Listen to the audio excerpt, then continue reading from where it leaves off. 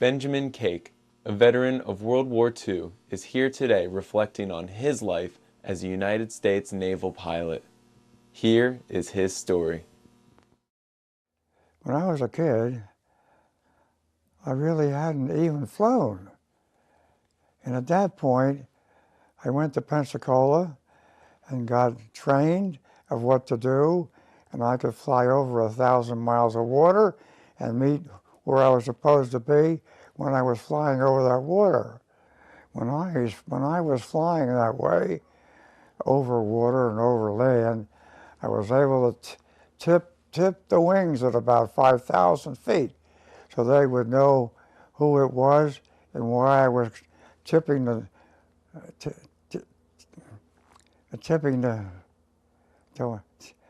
wings to make sure they knew who I was. But I did graduate from 250 people. I graduated number 2, and I was set up at number 2, and I think number 1 was killed. I'm not sure. Because I was second in my class, I chose to be a flight instructor. When you landed on a ship, you didn't come in and land on a ship. On the ship was a place to land across the ship, where if you couldn't make it, you dropped down and pulled back up and go around again. Where on the other kind of a ship, you're going to hit a whole bunch of guys that are in other ships. They weren't in them, and it would break them up or break you up. There were three hooks to get on the ship when you were going like this, around this way. Now, the thing that you carry in the back with a hook on it, if you missed the first, you got the second. If you missed the second, you got the third. If you didn't get the third, you had to keep on going and go around and do it all over again. I got to train a couple of guys out, way the hell out. I don't know how long, over the water and stuff. I guess it was only 500 miles or more, that's all, over water. And they had to know what to do. And I was teaching them what to do to get all the way turned around and back, and we're going back over the water. And there's one guy that could not do it. He could not do it. So I went back and tried to do it again. He just couldn't get those damn wheels down on the ship. And so he failed. I didn't want to be in for 20 years. And then I'm working all the time from different areas and all that stuff for 20 years. That's a long damn time. So I resigned from that and got able to fly into the area where I lived. Worked out good. When my rank was with the Navy, my rank was ensign. I did fly wilde here. And when it was after everything was going on, I could take a plane and fly it around and bring it down. But that was after a lot happened. Why did I stop flying at Willow Grove? Because I had children. I had a wife and children, so I didn't want to fly anymore. The Navy made me a stronger person. The Navy was a great thing to have. It was. I appreciated it at all. I had it, and it was a great thing to have as part of your life.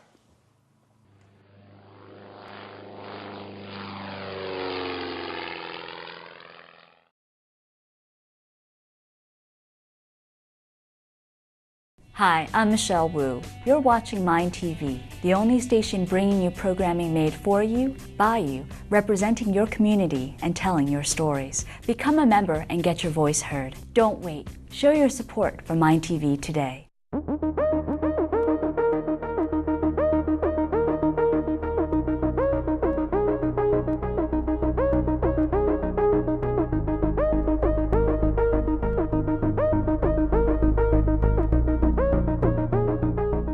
Four American soldiers were killed after a roadside bomb exploded Sunday in Nangarhar province in eastern Afghanistan.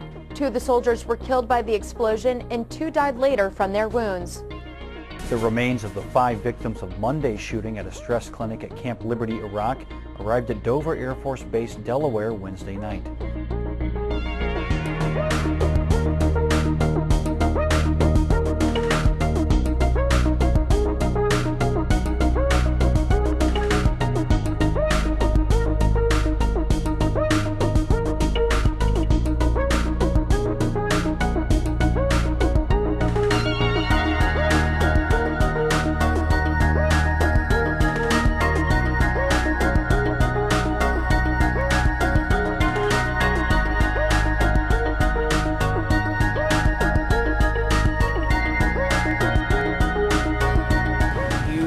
Think of your family too much, you know.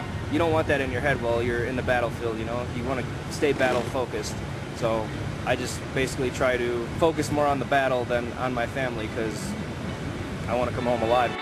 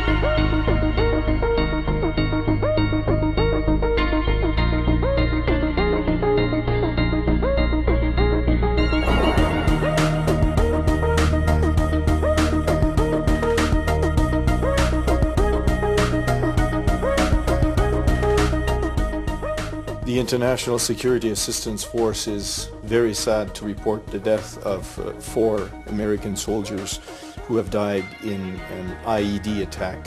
But we're not worried that these lives were lost in vain.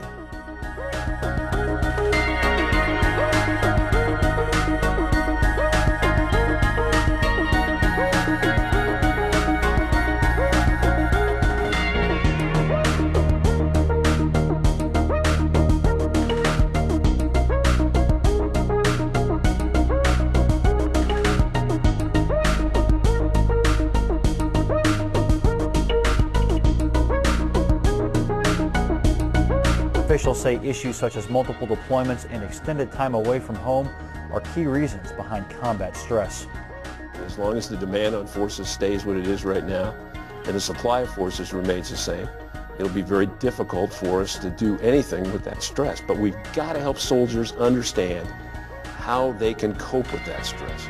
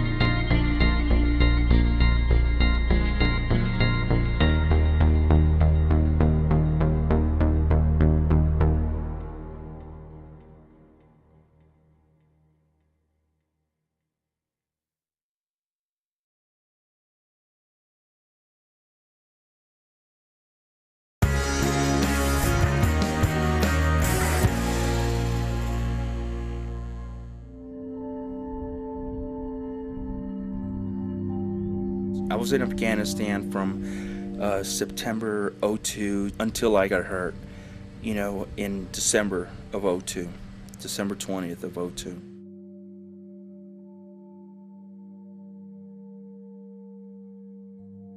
I was the first person to find out. It was before Christmas, and I was at my sister's house, and we were baking cookies for Christmas, and my cell phone rang, and you know, it was the Colonel. He said, "This is Colonel Dillon, and I'm calling to tell you that, you know, your husband, Jerry, was in a very bad accident."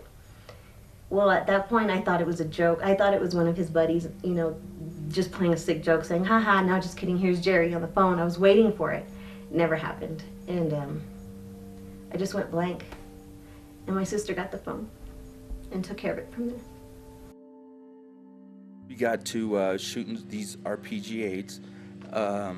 We put some of these rounds in there, and I told everybody, you know, get in your safe zones. So you know, I fire it, nothing happens, and I'm like, what the hell? So I go, hold on. So I cocked it again, and I fired it. Nothing happened the second time. I'm like, damn, I'll be damned. What the hell's wrong? And I'm like, well, let me just fire this third time. If nothing's going on, then it must be a dud, or obviously something's wrong, and I'll have to check it out. And so I fired it the third time, and that's all I remember. And then from there, that's when I just blanked out, and I just remember waking up January 15th, 2003. Here I am, a Green Beret. You know, I'm the cream of the crop, fighting this war on terrorism. Now they just nipped me, or I just nipped myself. I hurt myself, and now I can't do the same job. I mean, I know my job mentally, and just because I'm missing a hand, I can't do the same job that I could do, you know, prior to my incident. And it just burnt me up. It burnt me up.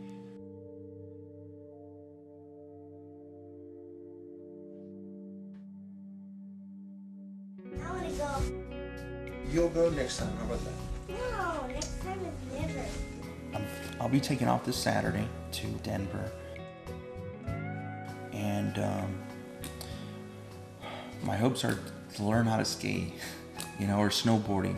Jerry, he might pick up a new sport, you know. He's, like I said, he likes everything, anything sport, athletic, and so maybe he'll pick up a new hobby. What we do here is we teach people what they can do. There's 400 veterans here, but the trick is that we really treat them one at a time to discover many, many hidden abilities that they thought were lost forever. We're trying to figure out, is it safe to be snowing? I mean, to be skiing with all this snow coming down like this? This just seems unreal. It seems like we should be by the campfire with a hot cocoa or hot chocolate, looking at the snow fall down from the indoors. Totally. Safe to me. Seems a little dangerous. But apparently it is. Everybody's out here. Take two. Take 1 billion. Kind of look at those trees down there. I see them. All right, all right. That foot gets on that board. I know it's Press.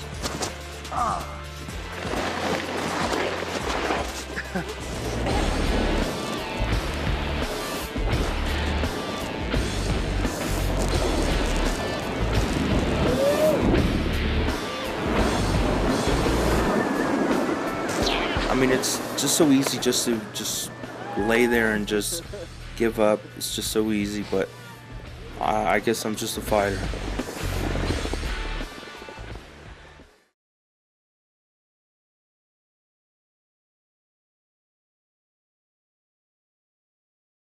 Take your place in the world of video by becoming a member of MiND and attending one of our monthly video production workshops. You can learn about concept development, camera techniques, microphones, editing, and more. Sign up today by visiting mindtv.org/training. Hey Ron, come on in. Mi casa, tu casa. This is my humble abode, my sanctuary, if you will. I've been here about 11 years. I like it because it's really very roomy, high ceilings, 12-foot ceilings, cool in the summer. And as you can see, I'm a pack rat in the tradition of Walt Whitman, Allen Ginsberg. And while most people think that this is just all chaos, it's really a sign of genius at work. With every breath, I grew myself up as poet in smoky Philadelphia bars, drank spirits and saw spirits, staggered as drunk monk through historic streets, haunted with blues and truth. I lived a Bearden collage of jazz, joint, and wine, Jesus, gospel, and Bibles, faith shrouded in a veil of prayers, dreams, rage, and love, words, rhythms, and solitude, and memories of Nam. So I grew up in a black church, and I had written a poem that brought me to the attention of Reverend Augustus C. Sumter, the minister of St. James AME Church in Pittsburgh, Pennsylvania. And he announced from the pulpit one day that we had a poet in our midst. And I had not yet called myself a poet.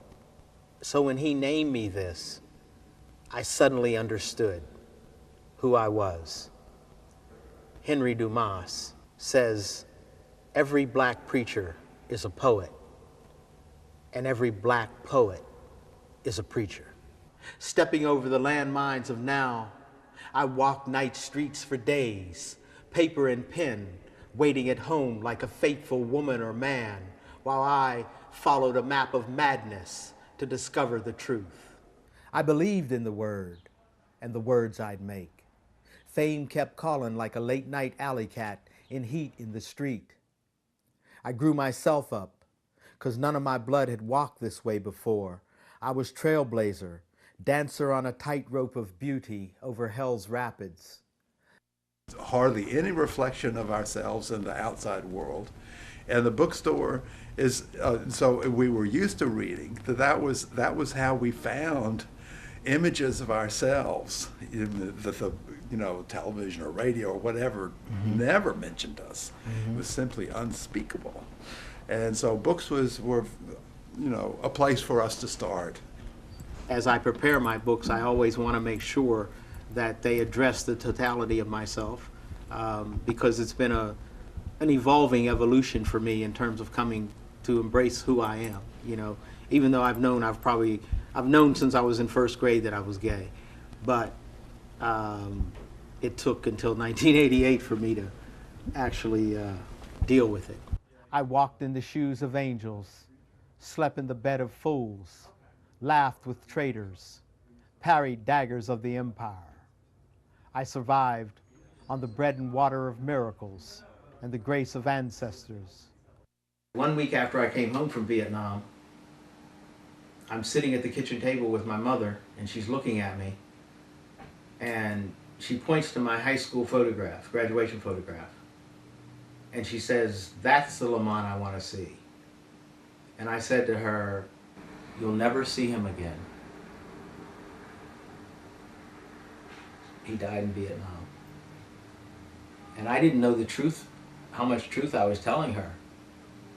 It would only be 30 years later that I would understand what I had said, what had come out of me. I did not know how traumatized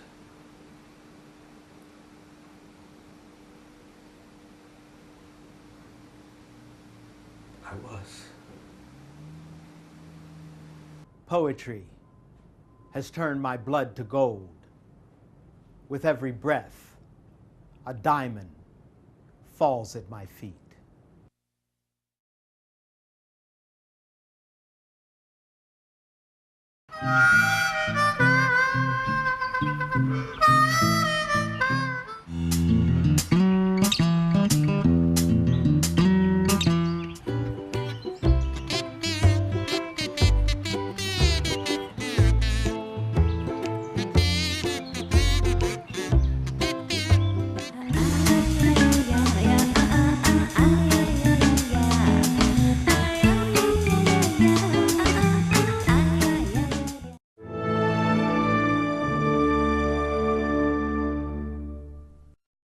World War II ended in 1945, but it wasn't until 59 years later, in 2004, that the World War II Memorial was completed.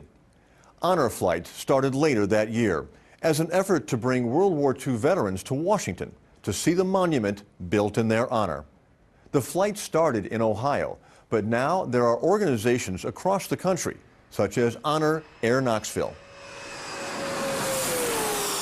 An organization from East Tennessee is making sure its World War II veterans are receiving the attention they deserve. Color Guard, attention! Honor Air Knoxville offers a one-day honor flight to Washington, D.C. to visit the World War II Memorial at no cost to the veteran.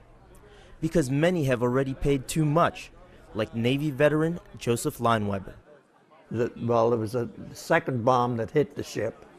I was burned from head to toe. And you can see both my elbows were shattered. Joe was one of 16 million Americans who served in World War II, and now is one of only 3 million left. Honor Air founder Eddie Manis believes veterans like Joe have earned their right to see the World War II Memorial. And I think this is just a small token of our gratitude and our appreciation for what they sacrificed. Thank you, sir. Have a good day. Thank you. Each veteran travels with a volunteer guardian who sees to their vet's need. On this trip alone, 60-plus veterans will see the memorial, many for the first time. There's a team of probably 50 to 60 volunteers, including guardians, that put this entire event together. This makes our fourth flight since October 2007. It's not raining at National Airport. In a tradition reserved for dignitaries, a fire truck greets the aircraft as it lands. You know,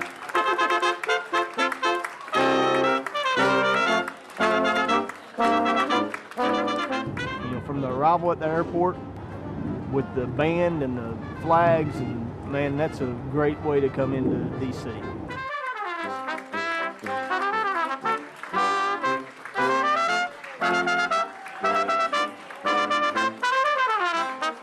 On the ground at the World War II Memorial, the interaction they have with total civilians, people of all ages coming up to them, thanking them for their service.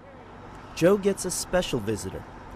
This is Martha McGee, the granddaughter of the Navy doctor who saved Joe's life.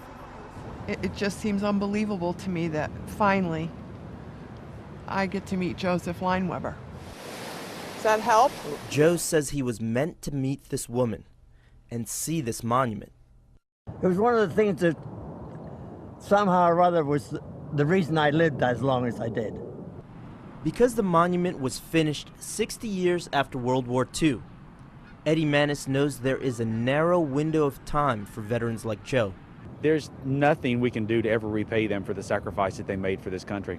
What better way for me to try to help pay them back for what I have now than to spend a little bit of money and come spend a day with them? I get way more out of this than I think they do, you know?